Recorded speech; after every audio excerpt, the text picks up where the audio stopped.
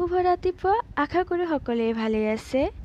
আজি বহু দিনৰ মূৰত মই আপোনালোকৰ বাবে লৈ আহিছোঁ আন এটি বিশেষ ৰচনা আৰু এই ৰচনাটি ৰাণু দাস নামৰ এজনী ভণ্টিয়ে মোক বিচাৰিছিল আৰু ৰচনাটিৰ বিষয়বস্তু হৈছে মোৰ আদৰ্শ শিক্ষক অথবা শিক্ষক।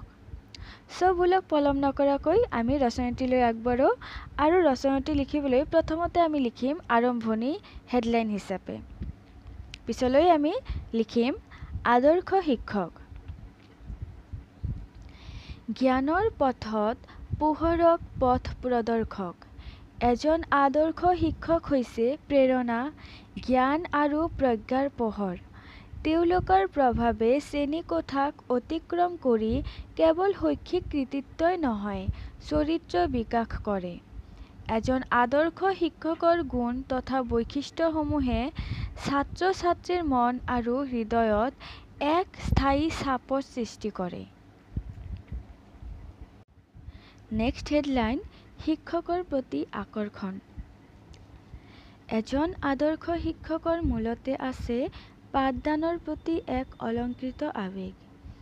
এই আবেগে শ্ৰেণীকোঠাত তেওঁলোকৰ উৎসাহ আৰু শক্তিক ইন্ধন যোগায়।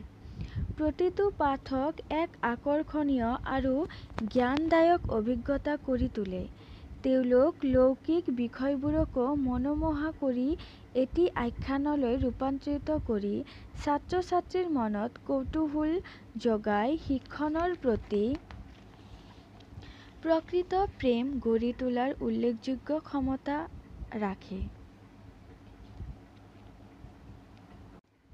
শিক্ষকৰ ফলপ্ৰসূ যোগাযোগ দক্ষতা।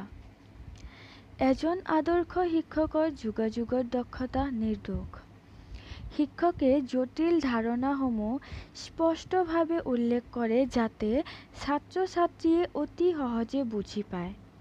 ছাত্ৰ-ছাত্ৰীৰ সৈতে ব্যক্তিগত পৰ্যায়ত সংযোগ স্থাপনৰ ক্ষমতা, মুকলি আলোচনাৰ পৰিৱেশ গঢ়ি তুলি প্ৰশ্নসমূহক উৎসাহিত কৰি তুলি শিক্ষকে এক অন্তৰ্ভুক্ত তথা ইণ্টাৰেক্টিভ শিক্ষণ পৰিৱেশৰ সৃষ্টি কৰে।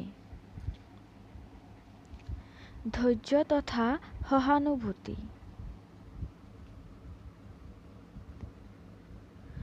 ধৈৰ্য তথা আদৰ্শ শিক্ষকৰ মাজত পোৱা এটি গুৰুত্বপূৰ্ণ গুণ। প্ৰতিজন ছাত্ৰৰে শিক্ষণৰ প্ৰতি এক সুকীয়া গোট তথা প্ৰত্যাহ্বানৰ এক সুকীয়া গতি থাকে। সীমাহীন ধৈৰ্যৰে এজন শিক্ষকে ছাত্ৰ-ছাত্ৰীসকলৰ বাধাসমূহ অতিক্ৰম কৰি তেওঁলোকৰ আত্মবিশ্বাস গঢ়ি তোলাত সহায় কৰে। লগতে ছাত্ৰ-ছাত্ৰীৰ ব্যক্তিগত মনোযোগ আকৰ্ষণ কৰি আবেগ তথা চিন্তাৰ সৈতে সম্পৰ্ক স্থাপন কৰিব পাৰে। অভিযোজন ক্ষমতা আৰু উদ্ভাৱন। শৈক্ষিক জ্ঞান প্ৰদানৰ বাহিৰেও এজন আদৰ্শ শিক্ষকে গুৰু আৰু পথ প্ৰদৰ্শনৰ ভূমিকা গ্ৰহণ কৰে। তেওঁলোকে জীৱনৰ মূল্যৱান পাঠ আগবঢ়ায়। লগতে অভিজ্ঞতাৰ অন্তৰ্দৃষ্টিসমূহ ভাগ বতৰা কৰি ছাত্ৰ-ছাত্ৰীসকলক শ্ৰেণীকোঠাৰ বাহিৰৰ প্ৰত্যাহ্বানৰ বাবে প্ৰস্তুত কৰে। এজন আদৰ্শ শিক্ষকে ছাত্ৰ-ছাত্ৰীৰ জীৱনৰ জটিলতা নেভিগেট কৰাত সহায় কৰে। এজন বা এগৰাকী আদৰ্শ শিক্ষকে স্বীকাৰ কৰে যে শৈক্ষিক পৰিৱেশটো সদায় বিকশিত হৈ আছে। সেয়েহে তেওঁলোকে ছাত্ৰ-ছাত্ৰীৰ শিক্ষণ অভিজ্ঞতা বৃদ্ধিৰ বাবে তথা পাঠদান প্ৰাসংগিক মূলক বিষয়সমূহক আকৰ্ষণীয় কৰি তুলিবলৈ নতুন পাঠদান তথা প্ৰযুক্তি বিচাৰে। তেওঁলোকে পৰীক্ষা-নিৰীক্ষা আৰু পৰিৱৰ্তনক আঁকোৱালি লয় যাতে পাঠদান প্ৰাসংগিক আৰু আকৰ্ষণীয় হয়। মূল্যবোধ আৰু নৈতিকতা প্ৰৰোচিত কৰা। নৈতিক মূল্যবোধ আৰু সততা হৈছে আদৰ্শ শিক্ষক এজনৰ শিক্ষাৰ অবিচ্ছেদ্য দিশ। আদৰ্শ শিক্ষক এজনে বিষয়টো কেৱল শিকোৱাই নহয়, তাৰ লগতে সততা, সন্মান, সহানুভূতি আৰু দায়িত্বৰ গুৰুত্বৰ ওপৰতো শিক্ষা দিয়াৰ লগতে তেওঁলোকৰ কৰ্ম তথা কথাৰ জৰিয়তে ছাত্ৰ-ছাত্ৰীক দয়ালু আৰু দায়িত্বশীল সদস্য হ'বলৈ অনুপ্ৰাণিত কৰে। সামৰণি: এজন আদৰ্শ শিক্ষক এজন শিক্ষাবিদতকৈও অধিক জ্ঞান আৰু ব্যক্তিগত বৃদ্ধিৰ পথ আলোকিত কৰে পোহৰৰ পোহৰৰ দৰে।